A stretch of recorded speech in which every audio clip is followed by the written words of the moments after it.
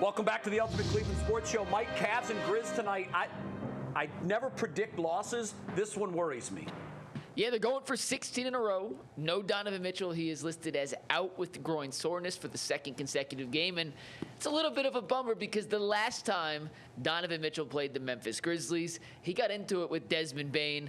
We'll talk about the game in its totality in a sec, but Donovan Mitchell out, Desmond Bane in. Do you think we'll see a little chippiness tonight, guys? No, I don't think you'll see. I don't think you see any chip meetings in this game. I think the Memphis Grizzlies are going to come out with a lot of energy, and they're going to come out fighting. In terms of not really fighting each other, but that punch on the offensive glass. And since you don't have Donovan Mitchell in this game, it's going to be a little fiery for the other guys, and you need to really withstand like the barrage that's going to come. I think, like Jay said, if there's any game on the schedule where you look at this and it's like, okay, this might be one of those L's, this might be one of those games. Now, I'm not predicting an L, but when you don't have your best player, you're playing in Memphis, it's traditionally a tough place to play. You're going to have to get some nice performances. I always say the X factor, Darius Garland, match up with him and Ja Morant.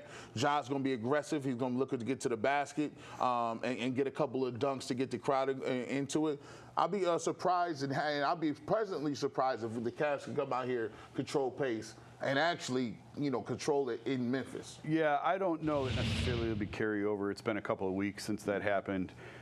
Donovan also was involved with Dylan Brooks a couple of years ago. Yep. They got into it. So I guess you can't rule it out when these two teams get together. But, it's a difference in baseball and basketball. Baseball, you see each other every day. Right. And if there's an issue on Monday, well, you're going to see him again on Tuesday. And a lot of times there is that carryover. The temper's still high. Yes. But in this instance, because there's been a lot of games in between, it was a few weeks ago, Donovan's not playing. Donovan seems to be, whatever reason, in the middle of all the stuff with Memphis.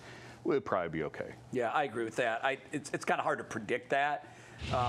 Yeah, there is a history, but I think the main factor is Donovan's not on the floor. I think if he was out there, you might see a couple of guys take some cheap shots early at him just to send a message, but he's not.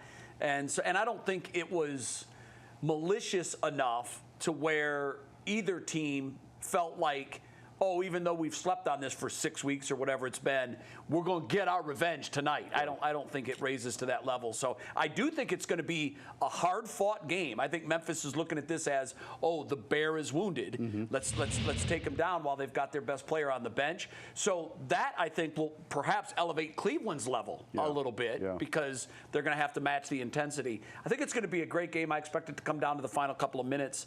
And, this is a game that if I had a confidence scale, 1 to 10, probably a 5, that they can pull this one off. Yeah, I'll be really impressed if the Cavs go in there and beat Memphis without, their best player. I'd be surprised. Would I be shocked? No. But my confidence level is maybe a 6. Okay, a little higher than me. Jay? I mean, this team has won games they shouldn't have won all year long. I'll give them an 8. Wow. Yeah, well, one of those was Tuesday when they were down 18 in the third. I thought, but they just found the switch, played defense, and made it work. Mike? I gave a couple stats the other day, but during this 15-game win streak, the Cavs have erased a 15-point deficit 4 times. That's insane. 4 separate times on this current win streak, they've been down by 15 or more, come back and won. When you look at the Grizzlies, they're 5-5 in their last 10, but check this out. Loss, win, 4 straight losses, 4 straight wins. Wow. They're in the midst of a 4-game win streak right now, so when you combine the two, 19 straight wins. Who were the losses to, those 4 losses? Do you have them readily available? Yeah, they lost to Cleveland was the first, so 10 games ago was Cleveland. Then they lost to the Knicks, the Spurs by 2, the Hawks by 2, and then the Thunder. So all they were close games. And they've beaten the Mavericks by 11, the Pelicans by 3, the Sun by 2, and the Jazz by 8. So playing a little better of late. One other thing to look for tonight, the Cavs are undefeated this year when they take a lead into the fourth quarter, which still blows my mind. Yeah. Right. That is, you never see that, not in basketball.